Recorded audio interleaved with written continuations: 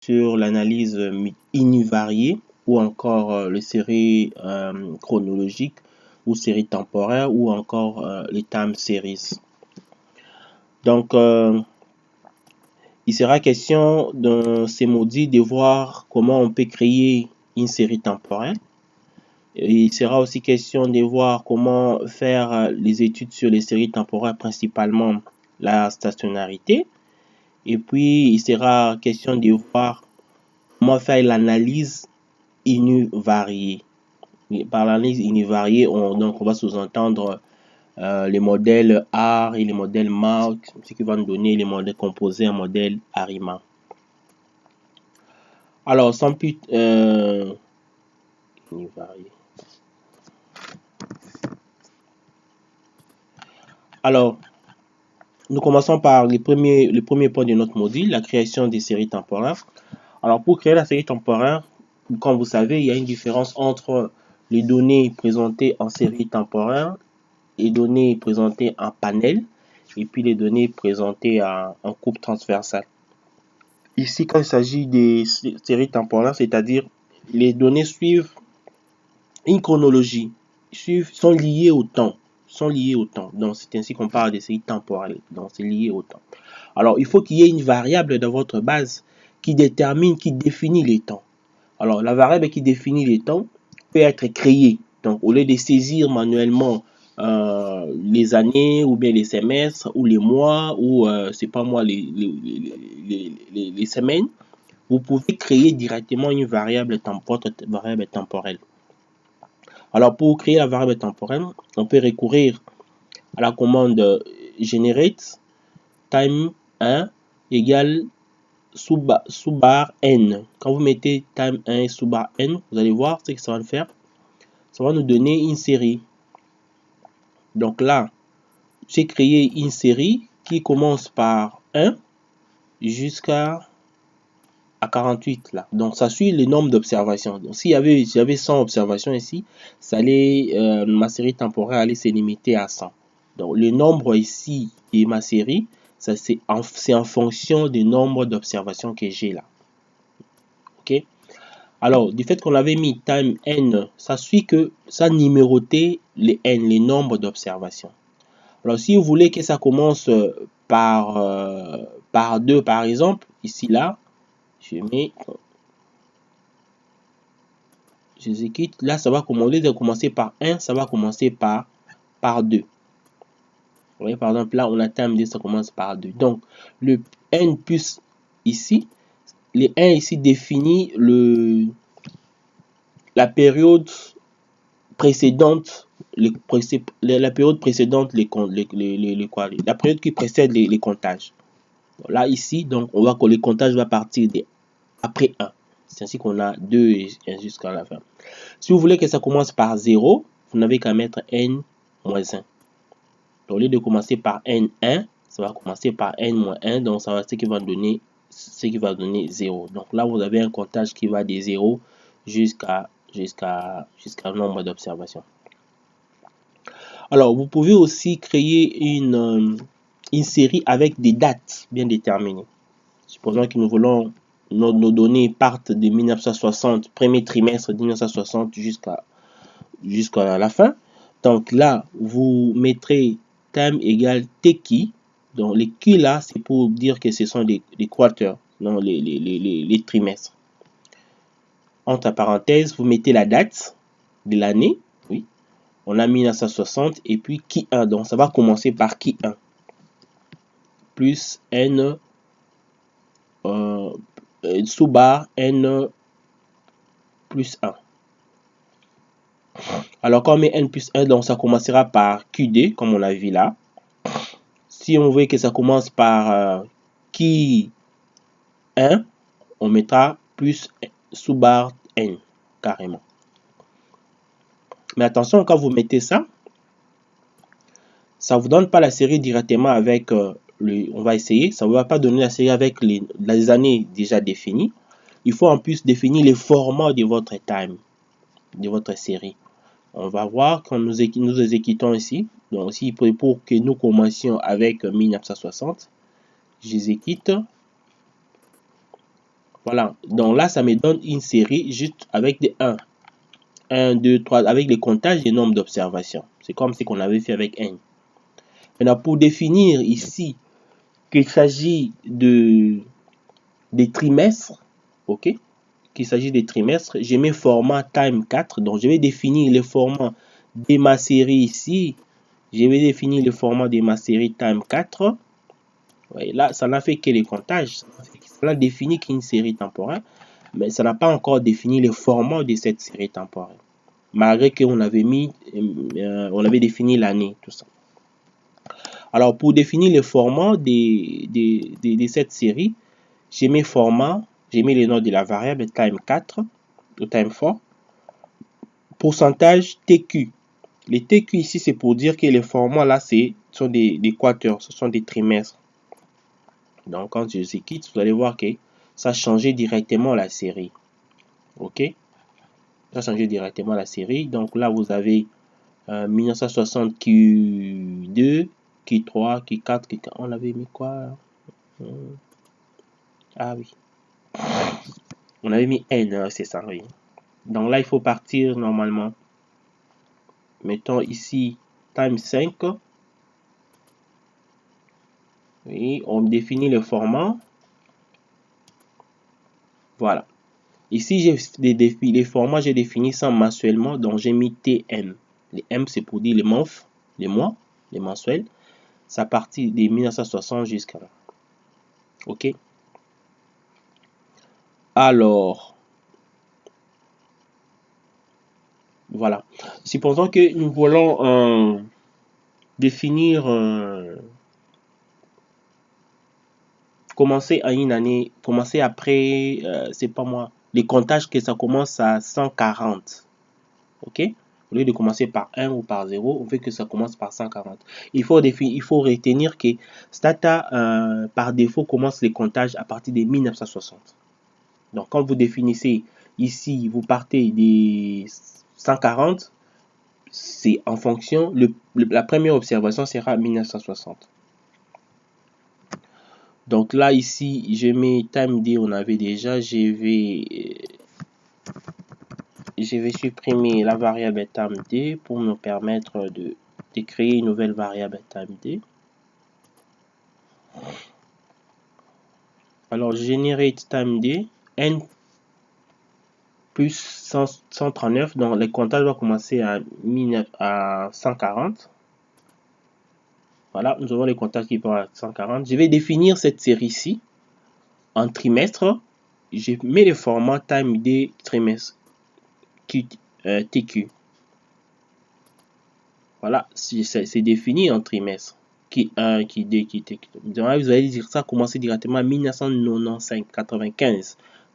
Pour dire que la première observation, c'était déjà 1960. Donc, 1985, c'est les 140e semestre, 140e trimestre à partir de 1960. Vous pouvez vérifier si c'est effectivement ça. Je peux transformer cette variable ici en mois. Je n'ai qu'à changer le format. Format times time TM. Pour dire que au lieu que ça soit en trimestre, c'est en mois. C'est mensuel. Quand je change directement, ça change. Donc, en mois, cette année-là, les 140e observations mensuellement, ça sera 1971. Et ça en mois, en semestre, je mets TH. Le H là, c'est pour dire des half year. Donc, quand je change le format, ça sera 2030. Quand je mets en week, en semaine, je mets TW, W pour dire week en anglais. Je change de format, ça devient, je mets comme ça pour que vous voyez, ça devient 1962, 37e semaine. Alors, je change ça en TC. TC, ça me donne la date complète. Donc, vous avez là, ça c'est les 1er janvier 1960, ça va définir l'heure, donc ça donne de 1 heure, 0h00. Alors ça c'est en TC. Alors si je veux que ça soit un données annuelle, je mets TY.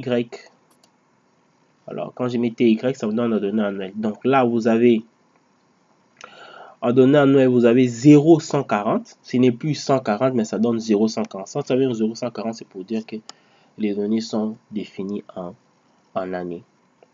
Donc, le comptage en année, ça va de 0,1 jusqu'à 0,999. Quelque chose comme ça. Là, ce sont des définitions des stats déjà prédéfinies. Alors, vous avez la possibilité de pouvoir créer la courbe, comme on avait vu avec l'analyse descriptive. Mais ici, on va recourir à la commande graph, mais on va recourir à la commande TS pour dire que nous avons affaire à un time series. Mais avant de faire la commande TS line, il faut définir votre base comme étant une série temporelle ou une time series. Alors pour définir que ma série ici est time series, on va recourir à la commande TS7 ici. Normalement, on va recourir à TM7 times et puis vous mettez le nom de la variable qui définit les temps, la variable temporelle. Et là, vous pouvez définir aussi le format. Ça revient au même. Donc là, par exemple, je vais définir times 4, times 4. Donc, j'ai défini ma base ici comme étant une série temporelle. Donc là, j'ai mis TS7 times 4. Si vous voulez définir une base comme étant une base en données des panels, vous allez mettre xt7. Là, on va voir si là quand on aura à parcourir le données en panel. Alors là, j'exécute. En exécutant, j'ai défini ma base comme étant une série temporelle. Si je n'exécute pas ça avant, Stata ne va pas reconnaître la base comme série temporelle et tout ce que vous allez faire comme commande liée aux séries temporelles ne va pas marcher. Alors à partir de là, je peux créer mon graphique. Comme on l'avait vu déjà, on a vu comment faire ces graphiques ici avec vous. Quand j'exécute les graphiques, et puis on va voir comment ça va apparaître.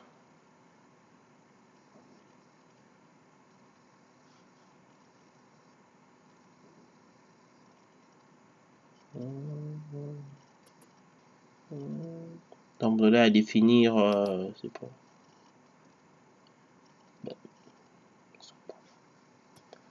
Vous définissez, comme on avait vu, vous avez la possibilité de définir les titres, vous avez la possibilité de définir tout ça. Times line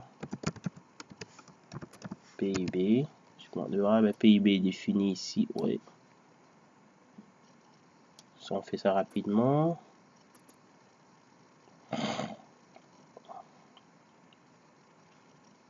Voilà, vous avez la courbe de votre série PIB par exemple. Vous pouvez mettre les titres, vous pouvez mettre le nom des trucs comme on l'avait vu dans l'analyse descriptive.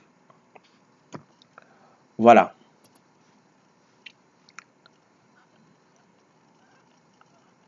Alors, autre chose, il y a la possibilité vous avez des données qui sont en mensuel, vous pouvez les transformer en trimestre par exemple. On va revenir sur ça beaucoup plus loin, mais je vais juste introduire ici. Donc, qu'est-ce qu'il faut faire? Vous avez par exemple time 5, time 5, qui présente des données ici, mensuellement. Alors, vous voulez transformer ces données en trimestre. Au lieu d'avoir une présentation mensuelle, vous voulez avoir une présentation trimestrielle. Alors, qu'est-ce qu'il faut faire? Vous allez recourir à la commande. Donc, on va générer ici, générer time 6. Oui, il n'y en a pas, oui. On va générer time 6 qui sera défini en termes de trimestres. Q, ça commence par Q, c'est-à-dire l'équateur. OFD, c'est-à-dire date of stat, the state date, et c'est défini par trimestre. Et là, vous avez time 5 qui est défini en termes mensuels. DOFN M. Mais M ici, c'est pour dire que les données sont mensuelles. OK? Alors, donc, ici, j'ai affaire à des données mensuelles. Je vais les transformer en, présenter ça sous forme trimestrielle. C'est pour ça que je vais mettre key OFD, parenthèse, DOFN, parenthèse, j'ai mis le nom de la variable que je vais transformer. Donc, je vais créer une variable time6 qui va me présenter les données trimestrielles, des données mensuelles de time 5. Alors, quand je clique là, vous avez ça là. Ici, vous avez vu, ça m'a donné les données, mais c'est en nombre. Parce que je n'ai pas encore défini le format de ma série. Donc là, vous avez 00, c'est pour dire que c'est les premiers trimestres. Ça, c'est les premiers mois. Le deuxième mois, le troisième mois, ça fait partie du premier trimestre. Ça sera 0. Et puis, le 4e mois, 5e mois, 6e mois, ça fait partie du deuxième trimestre. C'est ce qui a donné 1 ici. Les 7e, 8e, 9e mois, c'est le troisième trimestre, c'est ce qui a donné 2. Le 10e, 11e, 12e, c'est le 4e trimestre, c'est ce qui a donné 3. Si j'ai défini les trimestres et défini le format, vous allez voir comment ça va changer directement. Donc, format time 6, pourcentage TQ. Donc, je vais définir cette variable ici en termes de en trimestre. J'exécute. Vous voyez, donc ici, c'est les premiers mois de 1960, c'est premier trimestre de 1960. Deuxième mois, c'est le premier trimestre de 1960. Troisième mois, c'est le premier trimestre de 1960. Mais quand on arrive au 4e mois, c'est le deuxième trimestre, ainsi de suite. Quand on arrive au 10e mois, c'est le 4e trimestre. Voilà. Donc là, j'ai défini mes données en termes trimestriels. Donc, si vous voulez travailler avec des données trimestrielles, vous commencez par cette étape ici pour identifier les différents trimestres. Et puis après, vous pouvez réorganiser les données comme on avait vu avec la commande reshape. On a vu la commande reshape wide et pour changer l'ordre des données ici. L'ordre de votre base, que ce soit en version courte, parce que là c'est en version longue. Vous pouvez mettre ça en version courte en employant la commande reshape wide. On pourra revenir sur ça un peu plus loin. Ou à part la commande reshape, vous avez la possibilité d'utiliser la commande collapse. Commande collapse, c'est-à-dire ça va réduire la base de données en fonction, par exemple, des moyennes par trimestre, par exemple. Donc, vous prenez les PIB des premiers trimestres seront représentés par la moyenne des 3 mois des trimestres ici, ou bien ça peut être représenté par la somme des 3 mois des trimestres. Donc, tout ça, c'est à vous de voir. Donc là, vous utilisez la commande collapse. Mais attention, quand vous utilisez la commande collapse, vous n'avez plus la possibilité de revenir à l'ancienne base. Donc, la base de données sera réduite directement. Vous ne saurez plus revenir à l'ancienne base. Donc, avant de faire la commande collapse, soit vous utilisez la commande snapshot, qu'on a vu déjà avec vous. Avec la commande snapshot, donc vous allez sauvegarder l'ancienne base, ok? Et la commande collapse va réduire la base et vous pouvez revenir à l'ancienne base en faisant snapshot pour restore. Voilà, ça on pourra revenir sur ça pour faire un exercice beaucoup plus complexe à la fin du module. Voilà, merci beaucoup. Je pense que vous avez retenu quelque chose. S'il y a des questions, n'hésitez pas de nous contacter, d'envoyer un message. Nous allons pouvoir répondre à vos questions. Merci et à très bientôt pour la suite.